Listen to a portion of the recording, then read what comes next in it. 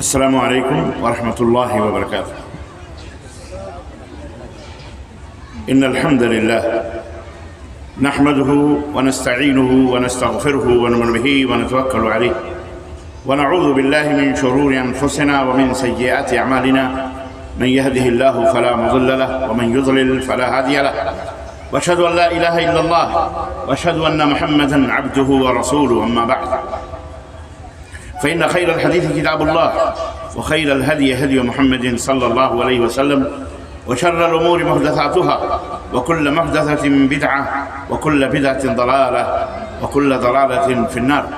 قال الله تعالى: يا أيها الذين آمنوا اتقوا الله حق تقاته ولا تموتن إلا وأنتم مسلمون. يا أيها الناس اتقوا ربكم الذي خلقكم من نفس واحدة وخلق منها زوجها وبث منهما رجالا كثيرا ونساء، واتقوا الله الذي تساءلون به والأرحام إن الله كان عليكم رقيبا. يا أيها الذين آمنوا اتقوا الله وقولوا قولا سديدا يصلح لكم أعمالكم ويغفر لكم ذنوبكم، ومن يطع الله ورسوله فقد فاز فوزا عظيما. اللهم صل على محمد وعلى آل محمد كما صليت على إبراهيم وعلى آل إبراهيم إنك حميد مجيد. اللهم بارك على محمد وعلى آل محمد كما باركت على إبراهيم وعلى آل إبراهيم إنك حميد مجيد. تمام قسم کی حمد و ثنا کبریائی اور بڑائی صلی اللہ عز و جل کے لیے لائق و زیبہ ہے، جس نے ہمیں اور آپ کو پیدا فرمایا، اور بیش بہا درود و سلام اس ذات مبارکہ متخرہ پر جن کا نام نامی اسم گرامی احمد مصطفیٰ محمد مصطفیٰ صلی اللہ علیہ وسلم. صدر اجلاس، صدر عالی وقار، ناظم جلسہ، مرکز اقبال لتحفیظ القرآن، جمعیت دار الخیر ایجوکیشنل ٹرسٹ کے بانی مبانی مؤسس حضرت مولانا مصطفیٰ کمال فیضی حفظہ اللہ، معزز دیگر علماء کرام، سامعین اعظام، نوجوان دوستوں، بزرگوں اور بھائیوں اور قابل احترام اسلامی ماؤں اور بہنوں اور عزیز بچوں، آج بتاریخ 25 فروری سن 2024 عیسوی کے اس عظیم الشان اجتماع میں، جو مرکز اقبال لتحفیظ القرآن کے زیر اہتمام اس حسین اور خوبصورت سے گراؤنڈ میں اس شامیانے کے نیچے منعقد ہوا ہے، اور جس مناسبت سے منعقد ہوا ہے وہ مناسبت کی مکمل طریقے سے تکمیل آپ حضرات کی خدمت میں ہو چکی. آپ کے جگر گوشوں نے اللہ کا کلام سنا، پڑھا اور اسے اپنے سینے میں محفوظ کیا. یہ وہ خوش نصیب بچے ہیں، یہ خوش نصیب ماں باپ ہیں جنہوں نے اپنے بچوں کو رب کے کلام سے، اللہ عز و جل کی باتوں سے، اللہ تبارک و تعالیٰ کی وحی سے ان کے سینوں کو منور و مجلہ کیا ہے. میں دل کی گہرائیوں سے ان کے ماں باپ کو اور اسی طرح سے ان کے اساتذہ کو، جنہوں نے شب و روز کی انتھک جد و جہد، سعی اور کوشش سے ان بچوں کو جس انداز سے آپ نے سنا، اس ادارے کے مؤسس اور بانی کی زبان سے کہ فجر سے پہلے انہیں جگایا جاتا ہے، تہجد پڑھائی جاتی ہے، 2 رکعت نماز پڑھنے والے نے قرآن حفظ کروایا جاتا ہے، اور پورا شیڈول انہوں نے بتایا بچوں کی مشغولیت و مسروفیت کا. ظاہر ہے کہ اس کے ساتھ ساتھ یہ عظیم اساتذہ اور ان کی تربیت کا یہ نتیجہ ہے کہ آج یہ 5 اس ادارے کے گل اور بوٹے اور یہ مہکتے ہوئے چمن کے یہ پھول آپ کی خدمت میں دستار لپیٹے ہوئے قرآن اپنے سینے سے لگائے ہوئے تشریف فرما ہے موجود ہیں.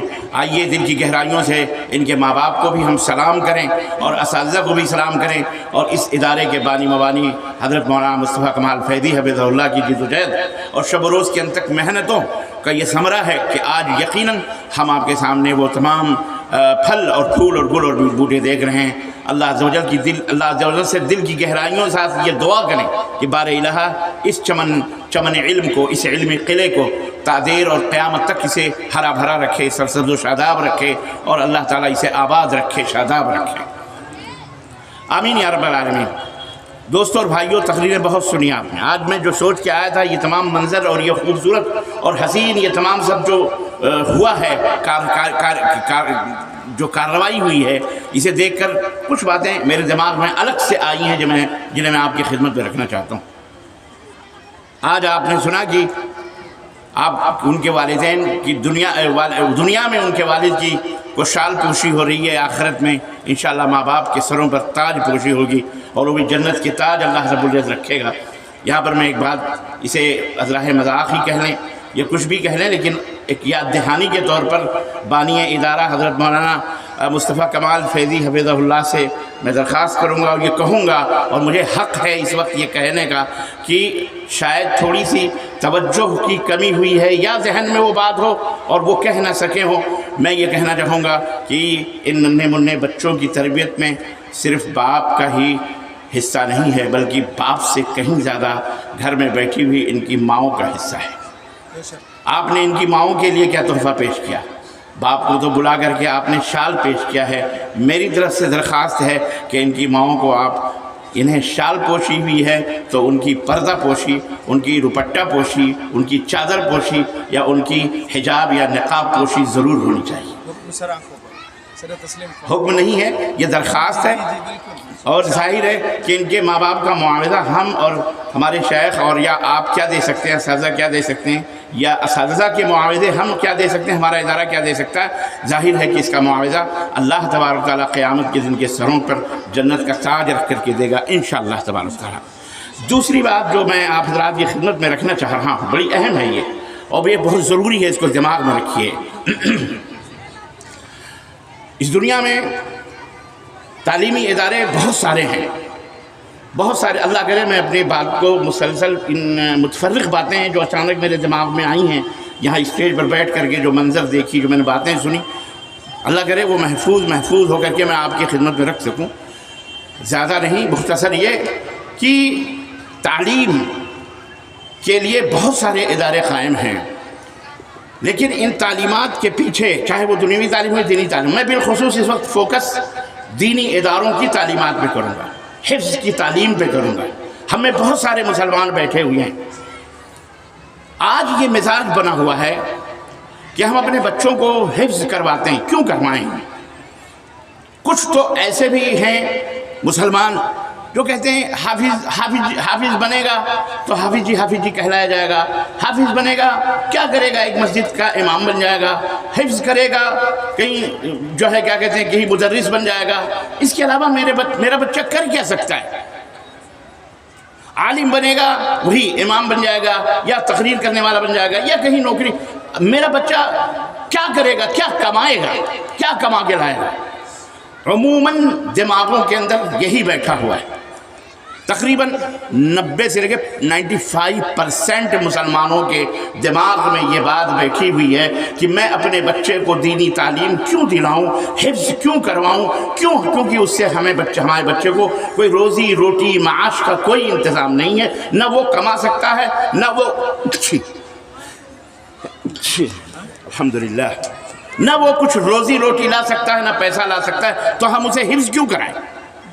یہاں میں آپ کو ایک بات بتانا چاہ رہا ہوں میرے عزیزوں، میرے دوستوں اور بھائیوں، اور خاص طور سے اے میرے مسلمان بھائیوں اور بہنوں، ماؤں اور بیٹیوں،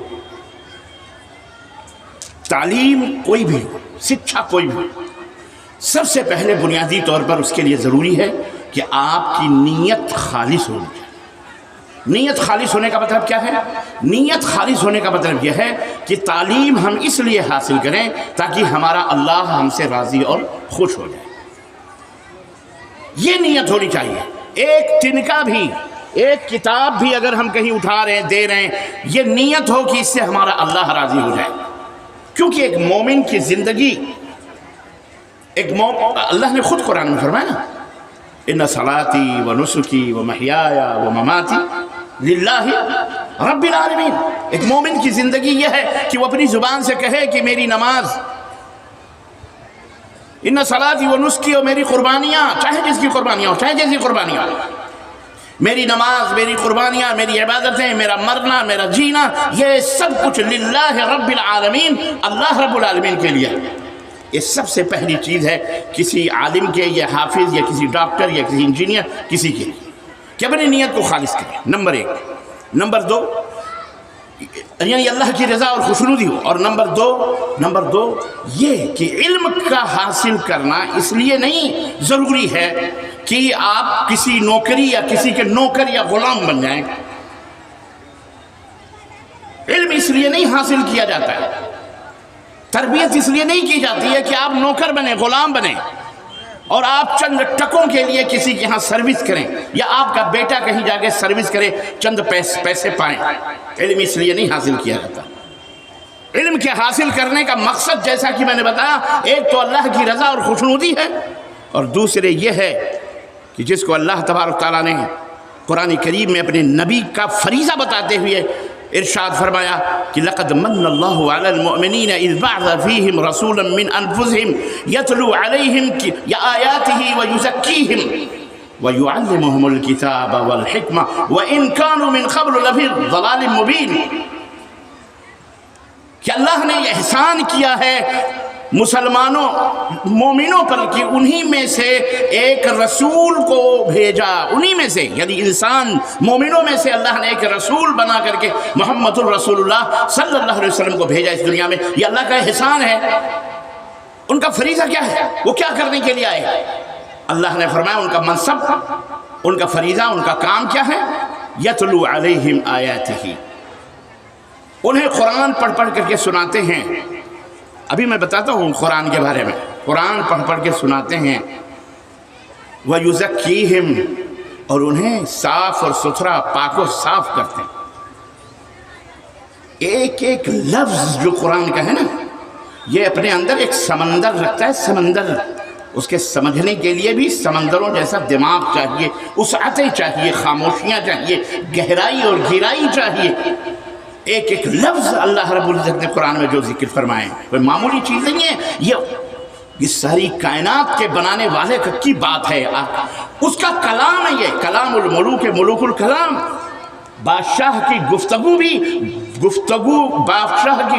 بھی جناب علی بادشاہانہ گفتگو ہوا کرتی ہے. یتلو علیہم آیاتہ ویزکیہم، اور انہیں پاک و صاف کرتا ہے، تزکیہ کر دیتا ہے. تزکیہ کوئی معمولی چیز نہیں ہے. وَيُعَلِّمُهُمُ الْكِتَابَ وَالْحِكْمَةَ، اور کتاب و حکمت کی تعلیم دیتا ہے.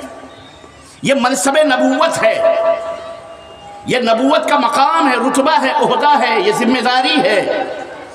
اس دنیا میں بہت ساری ذمہ داریاں تھیں. اس دنیا کو سجانے کے لیے، سنوارنے کے لیے کھیتی بھی تھی، جناب علی زراعت بھی تھی، سیاست بھی تھی، اقتصادیت بھی، معاشیت بھی، بہت سارے کام تھے اس دنیا میں. لیکن اللہ تبارک و تعالیٰ نے اپنے نبی کو جس منصب پہ فائز کیا، وہ علم کو حاصل کرنے اور اسے پھیلانے اور اس کی تعلیم دینے کے منصب پہ معلم بنایا. معلم بنایا. آپ کو اللہ فوجی بھی بنا سکتا تھا، جنرل بھی بنا سکتا تھا، کرنیل بھی بنا سکتا تھا، ملیونر بھی بنا سکتا تھا. زمین اور آسمان انگلیوں سے اشارہ کر کے سونے اور چاندی کے پہاڑ بنانے کی کفل بھی دے سکتا تھا.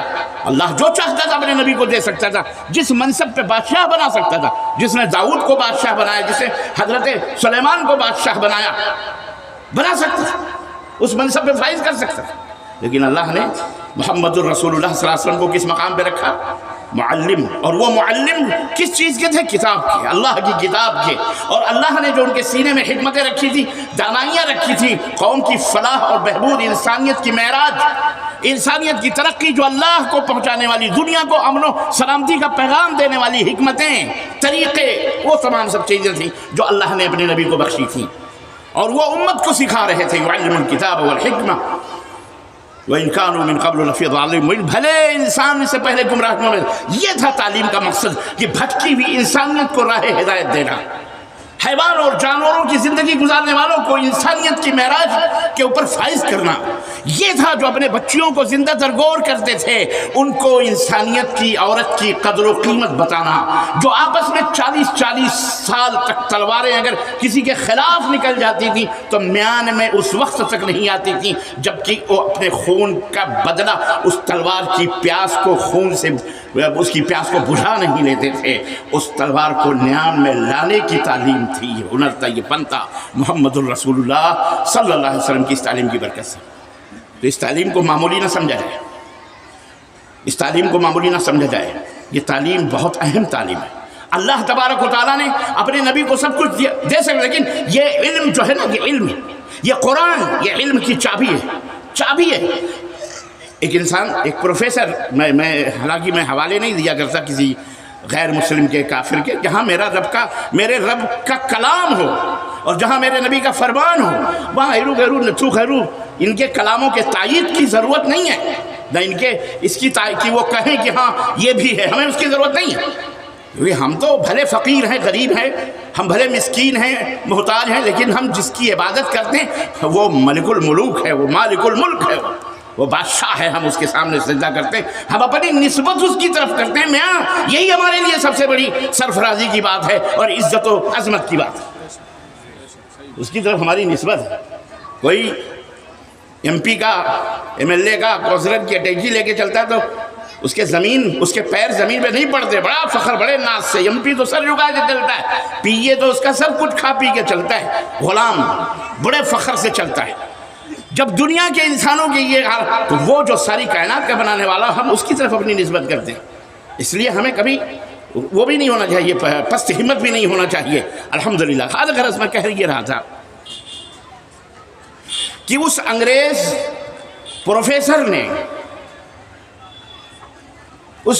پروفیسر سے ایک امریکہ کے بہت بڑے ملیونر نے، سمجھو اس ہندوستان کے امبانی اڈانی جیسے ملیونر بلیونر نے اس سے پوچھا، اس سے کہا کہ میں آپ کو 50 کروڑ ملین ڈالر میں دیتا ہوں، آپ اپنے بچے کو کالج سے نکال کر میری کمپنی کے اندر سروس لگا دیں، یا آپ اپنے بچے کو نہ پڑھائیں، کالج میں پڑھانے کی کیا ضرورت ہے، پیسہ چاہیے نا آپ کو، ہم 50 کروڑ دیتے ہیں آپ کو، ملین دیتے ہیں، یہ پیسے رکھو اور کیا کہتے ہیں اپنے بچے کو تعلیم مت دو، اپنے گھر میں رکھو، وہ عیش کرے، کھائے پیے، شادی بیاہ کرو، بلڈنگ، ہوائی جہاز، جو بھی چاہیے ان پیسوں سے حاصل ہو جائے گا۔ کتنا بڑا آفر تھا اس باپ کو، اس پروفیسر کو، وہ اس پروفیسر تھا، وہ پڑھا لکھا آدمی تھا، بدوان تھا، وہ گیانی تھا، اس کے سامنے اس دور کے مالدار آدمی نے یہ آفر رکھا کہ اپنے بچوں کو مت پڑھاؤ، اپنے بچوں کو یہ پیسے دے دو، خلاص ختم کرو بات۔ اس باپ نے بڑے ادب اور احترام کے ساتھ اس ملیونر کے پیسے واپس کرتے ہوئے کہا کہ حضور یہ پیسے آپ اپنے پاس رکھیے، میں اپنے بچے کو جاہل نہیں رکھنا چاہتا، 1000 پیسے ہوں لیکن دنیا تو اسے جاہل ہی کہے گی نا، بھلے آپ ملیونر ہیں، آپ بھلے ڈالر کے مالک ہیں، بہت بڑی بلڈنگوں مالک، لیکن جاہل تو جاہل ہے، اسے جاہل کا طعنہ میں نہیں دینا چاہتا، میں اسے بہترین تعلیم دلانا چاہتا ہوں، چاہے میں اپنی چمڑیاں مجھے بیچنی پڑیں، لیکن میں اپنے بچوں کو علم سے محروم نہیں رکھنا چاہ رہا۔ اور آپ یہ 50 ملین کی بات کر رہے ہیں، کروڑوں کی بات کر رہے ہیں، میں اپنے بچے کو جب تعلیم دلا لوں گا تو ایسے کئی 50,000 کروڑ میرا بچہ پل بھر میں اور لمحوں میں اپنی زندگی کے اندر کما کر میرے قدموں میں لا کے ڈال سکتا ہے۔ علم وہ چابی ہے جس سے صرف پیسے نہیں ملتے ہیں، یہ نقطہ میں سمجھانا چاہ رہا ہوں۔ علم اس لیے نہ حاصل کرو کہ تمہیں چند ٹکے ملے، اس علم اور نہ ہی اس لیے حاصل کیا، علم کے کئی مقاصد ہیں، کئی اہداف ہیں، رب کی رضا اور خوشنودی سے لے کر اللہ کی قسم اس زمین کے اندر بیج بونے اور اس سے کاش کرنے کا پھل حاصل کرنے تک، اور حکومت اور سرداری سب کچھ اسی علم کے واسطے سے حاصل ہوتی ہے اور ملتا ہے انسان کو۔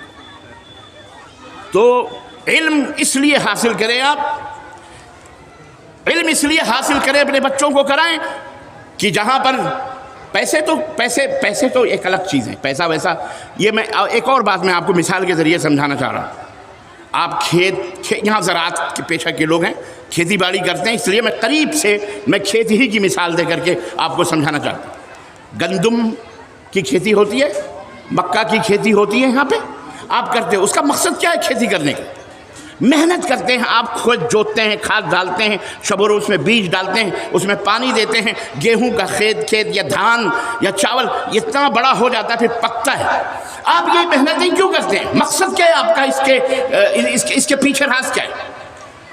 ہر کسان یہ کہے گا، اگر اس سے پوچھا جائے یہ بتاؤ کہ اس کا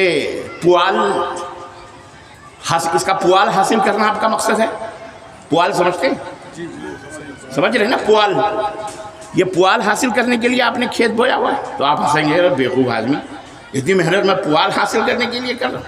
اچھا تب کیا اس کے پھولوں سے آپ کو کوئی رغبت ہے؟ نہیں۔ اس کے پتوں سے؟ نہیں۔ اچھا اس میں جو دانے آ رہے ہیں اس کی بھوسیوں سے؟ نہیں۔ پھر مجھے اس کا دانہ چاہیے۔ مجھے کیا چاہیے؟ بولو۔ گیہوں کا دانہ چاہیے، وہ آپ کو حاصل کرنے کا مطلب مجھے دانہ چاہیے۔ مجھے نہ بھوسی سے مطلب ہے، نہ پوال سے مطلب ہے، نہ پیڑ سے مطلب ہے، نہ اس کی کسی اور چیز سے مطلب ہے۔ مقصد ہمارا وہ دانہ حاصل کرنا ہے۔ لیکن میں آپ سے ایمانداری سے سوال کرنا چاہتا ہوں، کیا آپ کا اللہ اس دانے کو پانے کے لیے جو آپ نے محنت کی ہے، کیا آپ کا اللہ صرف آپ کو دانہ ہی دیتا ہے، یا فری میں آپ کو بھوسی بھی آ رہی ہے، فری میں پوال بھی آ رہے ہیں، فری میں جلونی بھی آ رہی ہے، فری میں بہت ساری چیزیں آپ اس میں حاصل کر رہے ہو کہ نہیں کر رہے ہو؟ یہ ہے علم۔ علم وہ مغز ہے، علم وہ جوہر ہے، علم وہ ہیرا ہے، علم وہ پھل ہے جسے آپ حاصل کرنے کے لیے جب آپ حاصل کریں گے تو یہ زمین جائیداد مال دولت یہ سب جیسے دانے کے ساتھ سب آتا ہے، اسی کے ساتھ انشاءاللہ یہ تمام سب چیزیں آئیں گی۔ ایک تیسری چیز میں آپ کو یہاں پہ اپنے علماء حضرات کو بھی یہ کنسپٹ دینا چاہ رہا ہوں، اور یہ خود ناچیز کے لیے بھی ہے آپ کے لیے بھی، کہ ہمارے ہاں جو افراط تفریح ہے اور یہ جو ایک طرح سے مزاج بنا ہوا ہے کہ مولوی مسکین ہوتے ہیں، غریب ہوتے ہیں، مولوی فقیر ہوتے ہیں، مولوی یہ ہوتے ہیں، مولوی یہ ہوتے ہیں، مولوی وہ ہوتے ہیں۔ ایک بات اسلام نے بڑی عظیم ہے اور جسے محمد الرسول اللہ صلی اللہ علیہ وسلم نے عملی طور پہ لوگوں کو بتلایا ہے، اور وہ ہے قناعت کرنا، یعنی اللہ رب العزت کی جو تقسیم ہے، اللہ نے جو دیا ہے اس کے اوپر صبر اور شکر کے ساتھ اپنی زندگی کو ایمانداری کے ساتھ گزارنا۔ یہ راز وہ راز ہے، یہ فن وہ فن ہے کہ اگر آپ اس فن کو، اس راز کو، اس حکمت کو اگر سمجھ لیں تو اللہ کی قسم کبھی آپ پریشان نہیں ہوں گے۔ قناعت کریں۔ آپ کو 10 روپے مل رہے ہیں، 10,000 مل رہے ہیں، آپ کو روٹی چٹنی کھانے کو مل رہی ہے، اللہ کا شکر ہے، گوشت روٹی مل رہی ہے، اللہ کا شکر ہے، الحمدللہ، ہر حال میں الحمدللہ الحمدللہ۔ لئن شکر، اچھا اب یہ کہو کہ ملے گا کیسے، ہم کو اور چاہیے، تو پھر اور چاہیے، زیادہ چاہیے تو اے مسلمانوں، رب نے خود ایک نسخہ عطا فرمایا۔ کسی ڈاکٹر کے پاس جاؤ، ہم کو ڈاکٹر صاحب ہم کو اور صحت چاہیے، ہم کو اور تندرستی چاہیے، تو ڈاکٹر کہتا ہے یہ گولی لے لو، یہ گولی لے لو، یہ گولی لے لو۔ بڑے خوش ہوتے ہو کہ نہیں خوش ہوتے ہو؟ آپ بڑے خوش ہوتے ہیں کہ نہیں خوش ہوتے ہیں؟ بیمار ہیں تو ہاں ڈاکٹر صاحب جزاک اللہ خیر، پیسے بھی دیتے ہیں، دعا بھی دیتے ہیں، ادب بھی کرتے ہیں۔ اللہ رب العزت جس نے آپ کو زیادہ پانے کا نسخہ بتایا ہے، وہ نسخہ بھی سن لو۔ قرآن کے اندر اللہ نے بتایا کہ لئن شکرتم لأزیدنکم، لئن شکر، زیادہ چاہیے تمہیں، اللہ کا میرا شکریہ ادا کرو، ہر حال میں میرا شکریہ ادا کرو، مجھے یاد رکھو، فاذکرونی اذکرکم واشکرونی ولا تکفرون، مجھے یاد رکھو، مجھ سے مانگو، میں تمہیں دوں گا، میں تمہیں دوں گا۔ اسی لیے اللہ نے یہ پوری عبادت کا سسٹم بتایا۔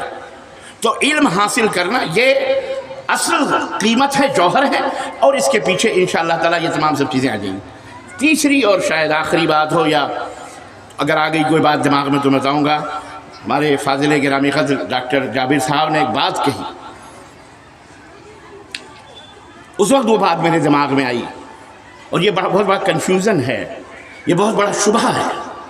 اس شبہ کو ختم کرنا ہمارے علماء کی بھی ذمہ داری ہے، اور اس ناچیز کے اس کنفیوژن کو دور کرنے کی ایک ادنا سی کوشش ہے۔ اگر آپ حضرات اس میں اور زبردست دلائل کے ذریعے سے اس کنفیوژن کو، اس شک کو، وہم کو رفع کر دیں، ختم کر دیں، تو بہت اچھی بات ہے۔ وہ یہ ہے کہ قرآن کا جو طالب علم ہے، یہ سچی بات آپ نے کہی ہے، اسی بات نہیں، قرآن کا جو طالب علم ہے، جو قرآن کا علم حاصل کرتا ہے اور جو دنیا کا علم حاصل کرتا ہے، وہ دونوں میں فرق یہ ہے کہ جو قرآن کا طالب علم ہے، جو دین کا طالب علم ہے، وہ قرآن کو، اپنی کتاب کو اپنے سینے سے چمٹا کے لے کے چلتا ہے، اور جو دنیاوی علم حاصل کرتا ہے وہ اپنے بستے اپنے پیچھے لٹکا کے چلتا ہے۔ میں اس کا مخالف ہوں، میں اس نظریے کا، یہ ہماری حرکتیں ہیں، اس میں اللہ کی طرف سے کوئی ایسی چیز نہیں ہے۔ نہ رسول اللہ صلی اللہ علیہ وسلم کی طرف سے کوئی ایسی تعلیم ہے، نہ ہمارا کلچر ہے، نہ ہماری تہذیب ہے، نہ ہمارے سلف کا یہ طریقہ رہا ہے۔ کیوں میں یہ بات کہہ رہا ہوں معلوم ہے آپ کو؟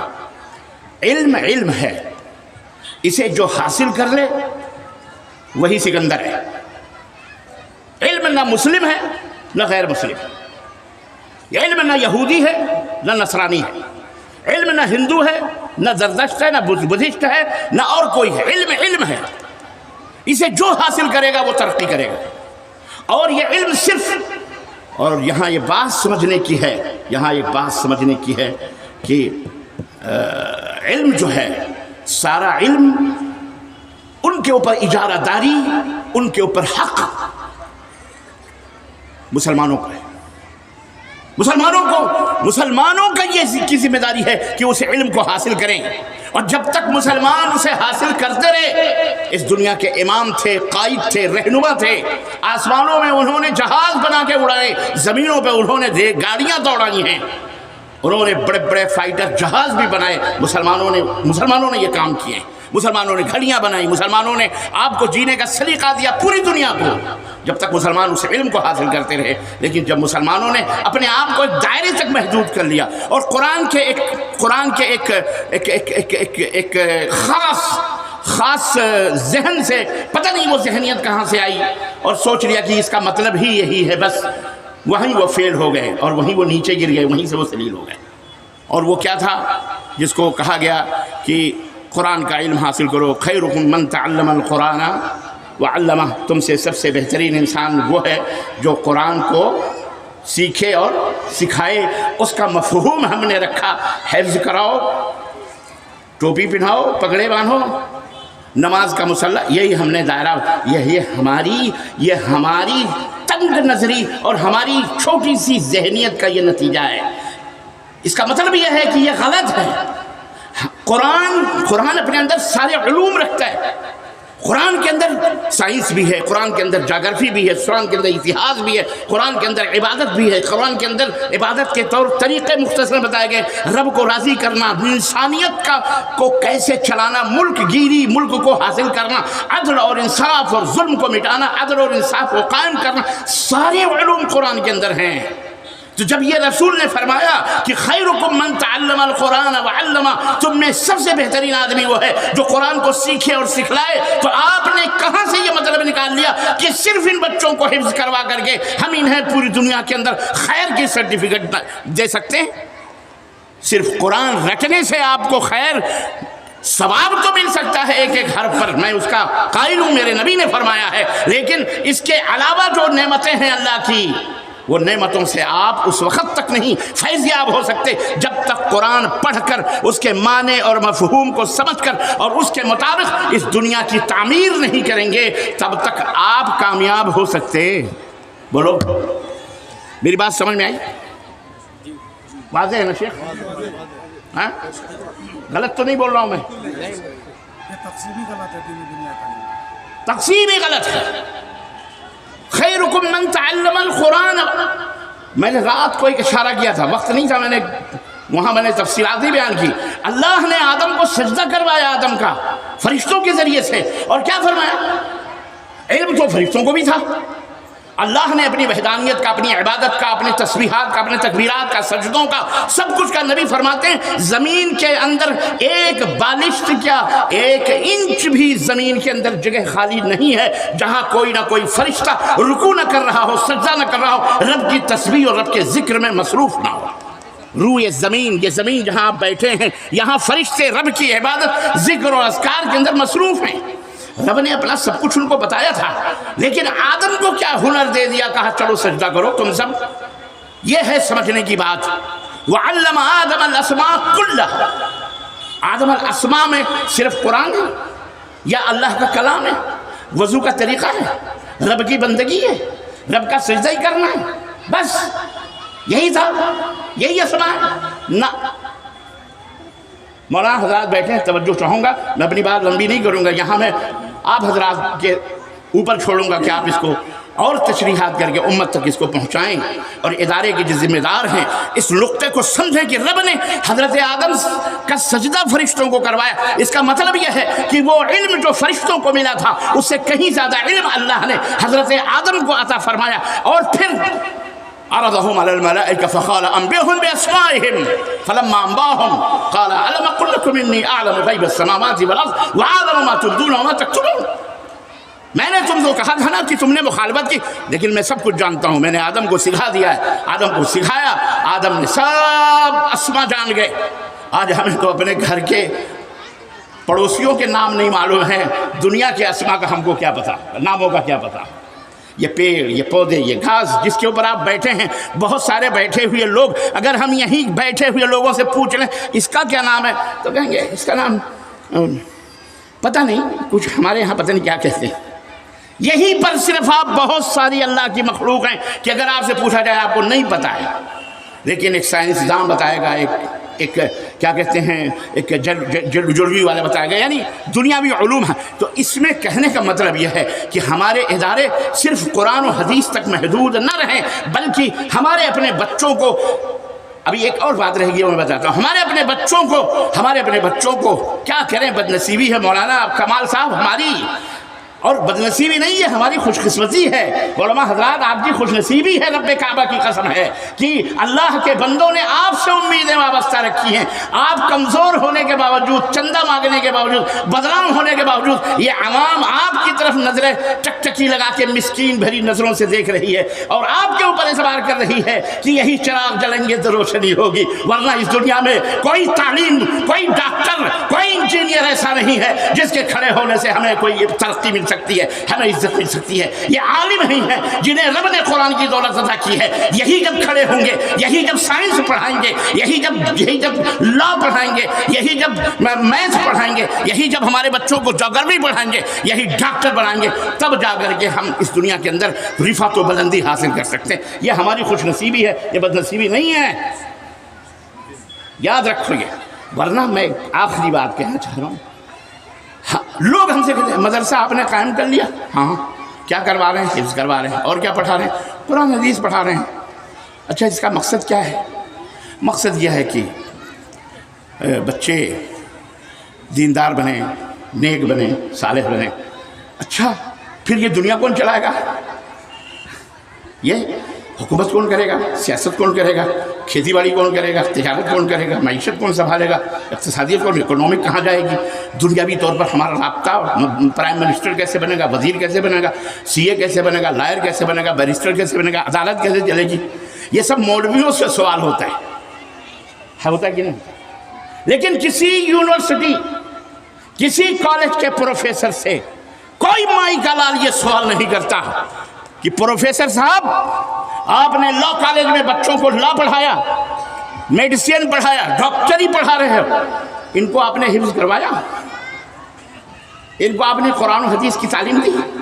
ان کو بتایا کہ غسل کے طریقے کیا ہیں؟ ان کو سمجھایا کہ نماز کیسے پڑھی جاتی؟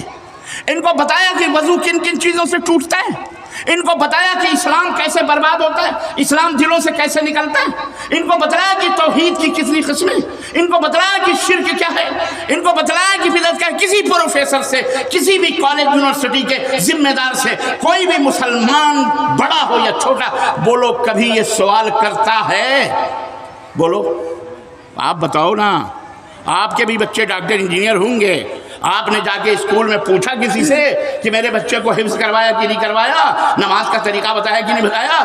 میں سمجھتا ہوں مارے ڈر کے تو آپ کی پونگی بچ جائے کہ کہیں گے کہیں ہمارے بچے کو ہمارے ساتھی نہ بھگا دے. نکل جانا. یہ مسکین علماء ہیں جن بیچاروں نے اگر رب کے کلام کو پڑھانے کی ذمہ داری لی، چندے کر کے، بھیک مانگ کر، در در. میں یہی کہا کرتا ہوں، میں اس کا مخالف بھی ہوں، موافق بھی ہوں، کہ کسی کی جنت بنانے کے لیے اے علماء حضرات اپنا دوزخ نہ بناؤ. مارو گولی، دے تو پڑھاؤ، نہیں پڑھاؤ جاؤ، تم کو ٹھیکا لیا ہوا ہم نے. آج تو زمانہ ایسا ہے کہ اپنے بچے کو کھلانا پلانا بہت مشکل ہے. جائے گی اتنے سینکڑوں ہزاروں بچوں کے خرد و نوش ان کے کھانے، اس کے اوپر ذلت اور اس کے اوپر تانے کہ کوئی مولوی اچھا کپڑا پہن لیا، اچھی ٹوپی لگا لی، اس کے پاس 2 ٹو ویلر آ گئے یا 4 ویلر. اچھا مولانا، امام، آپ کے پاس 4 ویلر، اب آپس میں کانا پھوسی، ضرور کہیں مارا ہوگا ہاتھ، ضرور کہیں لمبا ہاتھ مارا، ضرور کسی مدرسے کے چندے کی رسید لی ہوگی، ضرور یہ کہیں سے بکا، اور کہیں اور دنیا بھر کے، اور ایک پھٹیچر ذات کا کباڑی وہ 4 ویلر سے چلے، اس کو سلوٹ کرتے ہوئے ماشاءاللہ بہت بڑے تاجر ہیں، واہ رے واہ۔ یہ ہماری ذہنیت ہے، یہ ہماری سوچ ہے، تو تمہیں ہمیں عزت مل سکتی ہے۔ اپنے سوچ کو تبدیل کرو، علماء کی عزت کرو، علماء کو کھلاؤ، ان کی پلاؤ، ان کی جوتیاں صحیح کرو، جی جناب، کیونکہ وہ تمہارے ایمان کے محافظ ہیں، تمہاری مساجد کے محافظ ہیں، تمہاری قبرستانوں کے محافظ ہیں، تمہارے نکاح و طلاق کے محافظ ہیں، تمہارے عقیدے کے محافظ ہیں، تمہارے بچوں کے محافظ ہیں، ان بچوں کو جو شیطان نگلنا چاہ رہا ہے، جو شیطان جہنم کے الاؤ میں پھینکنا چاہ رہا ہے، تمہاری ماں بہنوں بیٹیوں کے محافظ ہیں، ان کی عزت و عصمت کے محافظ ہیں، جو وہ شیطان انہیں بے حجاب کر کے، ان کے پردوں کو تار تار کر کے دنیا کے سامنے ننگا کرنا چاہ رہا ہے، وہ اس کے محافظ ہیں۔ اور جو تمہارے گھروں کی، تمہارے زمینوں کی، تمہارے اخلاقیات کی، تمہارے ایمان کی، تمہارے اعتقادات کی، تمہارے اٹھنے بیٹھنے کی، تمہاری زندگی کو بہترین سے بہترین سجانے اور سنوارنے کے ذمہ دار ہیں، تم نے انہیں معاشرے میں ذلیل کیا ہوا ہے، تو یاد رکھو کبھی تم عزت پا سکتے، بولو، نہیں پا سکتے۔ جو اپنے محسن کے احسانوں کو نہ ٹھکرائے وہ کبھی خوش نہیں رہ سکتا ہے۔ خوش رہنا چاہتے ہو تو ان اداروں سے منسلک یا جو بھی تمہارے علماء، ان کی عزت کرو، اپنی کمائیوں میں ان کا حصہ مقرر کرو۔ صدقہ زکوٰۃ نہیں، زکوٰۃ تو تم دیتے ہو، تمہارے پاس فرض ہے دینا، نہیں دو گے تو پیٹھ گرم کی جائے گی، وہ دبایا جہنم میں۔ اللہ سکہ جو ہے نا، سکہ پیسہ جو سینت کے رکھے ہو نا، یہ تمہارے پشتوں کو، تمہارے پہلوؤں کو دھکا دھکا کر کے جلایا جائے گا، چیخو گے، چلاؤ گے، انا کنز، سانپ بن کر کے تمہیں میدان محشر میں دوڑو گے، اور وہ مال تمہارا کہ انا کنز لک، انا کنز لک، ارے میں تیرا خزانہ بڑا سینت کے رکھا تھا، بینک بیلنس کر کے سینت کر کے رکھا تھا، اب لے تم بھاگو گے، نہیں مجھے نہیں چاہیے، مجھے نہیں چاہیے۔ یہ تو تم دیتے ہو زکوٰۃ دے کے جائیں، سوچو میں مولوی پہ احسان کر رہا ہوں، ارے یہ مولوی کا احسان ہے جو تمہاری زکوٰۃ کو ایکسیپٹ کر کے اچھی جگہوں پہ خرچ کر دیتا ہے۔ اپنی زکوٰۃ کے علاوہ وہ ہدیے، وہ تحفے خوش رکھو، ان کے بھی بال بچے، ان کے بھی آل اولاد ہیں، وہ بھی اچھا کھانا جانتے چاہتے ہیں۔ 4000 5000 امام کی تنخواہ، مؤذن کی تنخواہ، اس کے اوپر جھاڑو نہیں مارا، وقت پر 2 منٹ دیر، مولوی صاحب تم بہت دیر کرتے ہو، نکال دیں گے۔ تانے کون دیتا ہے؟ جس کے پیروں میں جوتے پہننے کا سلیقہ مولوی صاحب نے سکھایا ہے، جس کی بیٹی کا نکاح مولوی پڑھاتے ہیں، جس کا نکاح تلاوہ مولوی کرتا ہے، جس کے جنازے مولوی پڑھاتا ہے، اس کے دادا پردادے کا جنازہ پڑھاتا ہے، خود نہیں پڑھ سکتا وہ یہ تانے دیتا ہے۔ اپنے معاشرے کو تبدیل کرو، اپنی سوچ کو بدلو۔ قرآن جس طرح بلند ہے، یاد رکھو اسی طرح سے بلندی کے ساتھ قرآن پڑھنے والے، قرآن پڑھانے والے، قرآن کے اوپر چلنے والے، ان کو وہی بلند مقام دو اپنے معاشرے میں، وہی عزت دو، وہی رفعت دو، انہیں سلام کرو، ان کی عزت کرو، تب تمہاری عزت ہو۔ خیر باتیں بہت سی تھیں اور میں نے آپ حضرات کی خدمت میں متفرق جو دماغ میں تھے آپ خدمت میں رکھ دیے ہیں۔ میں سمجھتا ہوں بہت زیادہ میں بولنا صحیح نہیں سمجھ رہا، اتنا کافی ہے۔ اگر آپ نے عمل کر لیا، ہم نے عمل کر لیا، اللہ کہنے اور سننے سے زیادہ ہمیں عمل کرنے کی توفیق عطا فرمائے، اور اللہ عز و جل ہمیں اپنے اداروں، اپنے علماء، اپنے دین کے محافظین کی حفاظت کرنے اور ان کی خدمت کرنے کی اللہ توفیق عطا فرمائے۔ آمین یا رب العالمین۔ وصلی اللہ علی نبینا محمد وعلی آلہ وصحبہ اجمعین، والسلام علیکم ورحمۃ اللہ وبرکاتہ۔